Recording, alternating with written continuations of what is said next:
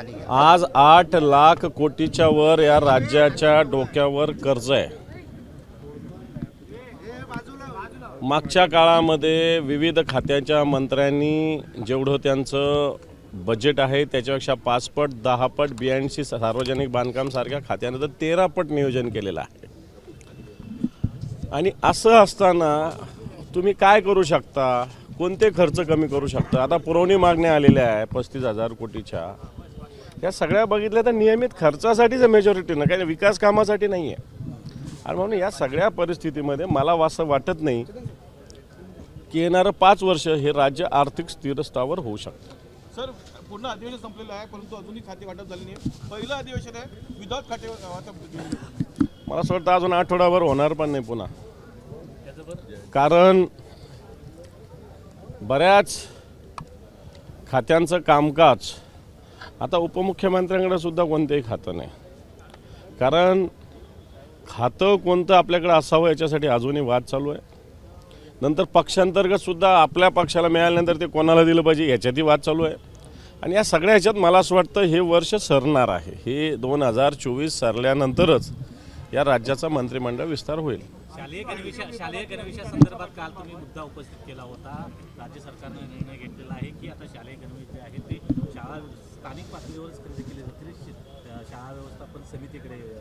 मी मागच्या 6 महिन्यापासून या विषयावर आवाज उठवतोय. सभागृहात, सभागृहाच्या बाहेर, समाज माध्यमातून, सगळ्या माध्यमातून मी सातत्याने या विषयावर आवाज उठवलेला आहे. 2 गणवेश आपल्या महाराष्ट्रातल्या विद्यार्थ्यांना दिला जातात. अजून 1 गणवेशसुद्धा पूर्ण पोहोचलेला नाही. जो पोचला त्याच्यातले 50% विद्यार्थ्यांनी तो गणवेश घातला नाही, कारण नीट शिवलेलं नाही, कपड्याचा दर्जा चांगला नाही. आणि म्हणून मी सरकारचं या संदर्भात निश्चित आभार मानेल की सरकारने असा निर्णय घेतलेला आहे. कारण लोकल स्तरावरच याचा सगळं गणवेश शिवले पाहिजे. आणि सरकारने काल हा निर्णय घेतला. मी काल अधिवेशनामध्ये सुद्धा बोलताना गणवेश मी सभापतींना सादर केले, त्याच्या दर्जाविषयी तपासणीचे आवाहन केलं. मला वाटतं ही भूमिका माझ्या किंवा आमच्या या भूमिकेचा हा विजय आहे. कांदा आणि द्राक्ष उत्पादक शेतकरी अडचणीत आलेत. कांदा उत्पादकांचे निर्यात बंदी कधी उठवणार असा कांद्याला 20% जे निर्यात शुल्क आहे ते रद्द केलं पाहिजे, ही भूमिका कांदा उत्पादक शेतकऱ्यांची आहे. सरकारला कांदा उत्पादक जे शेतकरी त्यांचा भाव 3800 रुपयाहून 1000 रुपयावर पोहोचलेला आहे.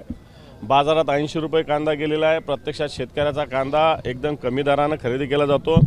आणि सरकारने त्वरित केंद्र सरकारला कांद्याचं निर्यात शुल्क रद्द करण्याची विनंती केली पाहिजे. द्राक्ष उत्पादनांना सुद्धा राजश्रम मिळणार का? कारण 60,000 हेक्टर वरती आता कुऱ्हाड पडलेली आहे द्राक्ष. नाही, मी सांगतो काय, सरकारचं धोरण अतिशय या शेतकऱ्यांकडे, द्राक्ष उत्पादक असेल, कांदा उत्पादक असेल, सोयाबीन उत्पादक असेल, कापूस उत्पादक असेल, यांच्याकडे दुर्लक्ष करणार आहे.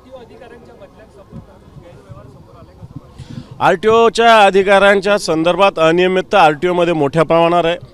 कित्येक लोकांच्या बदल्या झालेल्या आहे.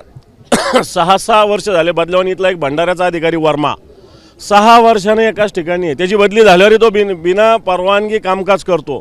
अशा अनेक अधिकाऱ्यांचं षडयंत्र आहे. अंधेरीमध्ये 7,000 बोगस रजिस्ट्रेशन झालेलं आहे मुंबईमध्ये.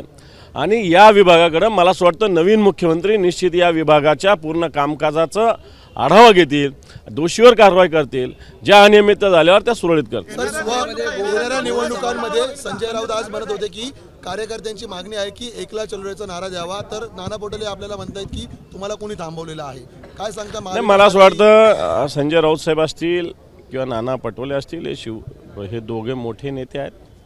या बाबतीत सगळं एकत्रितरित्या महाविकास आघाडी आहे. महाविकास आघाडी काम करते चांगल्या पद्धतीनं.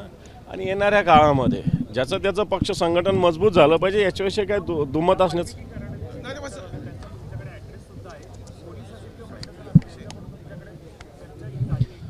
मला कोणीही, मी काल परिषदेमध्ये या सगळ्या बाबतीत बोललो. माझ्याकडं कोणती पोलिसांनी विचारणा केली नाही. माझ्याकडं माहिती होती.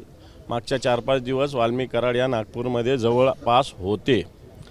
पोलिसांनी या संदर्भात मला जर विचारणा केली तर मी त्यांना माहिती देईल. सर, विदर्भातल्या प्रश्नांवरती अधिवेशनात वेगळी चर्चा झालेली नाहीये, काय सांगतायत? विदर्भावरती अन्याय सुरूच राहतो? नाही, ते गोर समाजाचं एक नवी मुंबईमध्ये सिडकोने एक जागा अलॉट केली होती त्या समाजाच्या ट्रस्टला.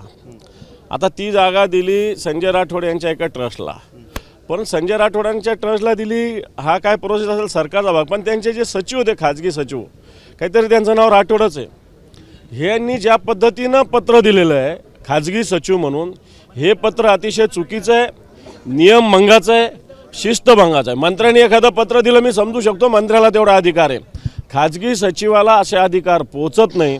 म्हणून जे राठोड नावाचे खाजगी सचिव होते त्यांच्यावर शिस्तभंगाची कारवाई केली पाहिजे अशी मागणी मी सरकारला करणार आहे. या संदर्भात मी सरकारला वारंवार पत्रव्यवहार केला आहे, मला वाटतं पुन्हा एकदा करू. सर, नागपूर कराराचं उल्लंघन झाल्याचं वाटतंय का? विदर्भाच्या प्रश्नांवरती कुठलीही चर्चा झालेली नाही, आश्वासित करण्यात आलेलं होतं. नागपूर कराराचं उल्लंघन म्हणता येईल का सातत्याने अधिवेशनाचा कालावधी कमी करताना? विरोधी पक्षाची तयारी आहे. सरकारने आम्ही सातत्यानं विदर्भ आणि मराठवाड्याच्या विकासावर स्वतंत्रपणे चर्चा करावी अशी मागणी केलेली आहे सभापतींकडे, परंतु अजूनही आज शेवटचा दिवस आहे परंतु आमची ही मागणी मान्य झालेली नाही. आम्ही असा प्रस्ताव सभापतींकडे दिला होता. सरकारला सुद्धा मला असं वाटतं या संदर्भात चर्चा करायची इच्छा नसावी. एबीपी माझा, उघडा डोळे बघा नीट.